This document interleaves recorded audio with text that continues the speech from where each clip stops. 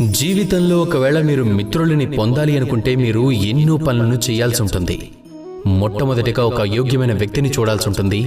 ఆ వ్యక్తితో సమయం గడపాల్సి ఉంటుంది. సుఖదుఖాలలో అతనితో పాటు ఉండాల్సి ఉంటుంది. అప్పుడు అతనితో మీకు మిత్రత్వం కలుగుతుంది. కానీ మీరు శత్రువుని పొందాలనుకుంటే మాత్రం ఎక్కడికి వెళ్లాల్సిన అవసరం లేదు. ఎందుకంటే మీకున్న అతిపెద్ద శత్రువు ఇంకెక్కడో లేదు, మీ మనసులోనే ఉంది, మీ బుద్ధిలో ఉంది. క్రోధం, మోహం, లోభం, కామం, మదం, మాత్సర్యం.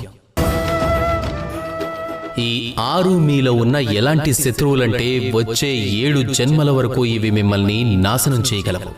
ఒకవేళ మీరు వీటిని నియంత్రించలేకపోతే, ఒకవేళ మీరు వీటితో యుద్ధం చేయాలి అనుకుంటే అది మహాభారతంతో సమానం. ఇందులో అర్జునుడు మీరే, అలాగే కృష్ణుడు కూడా మీరే.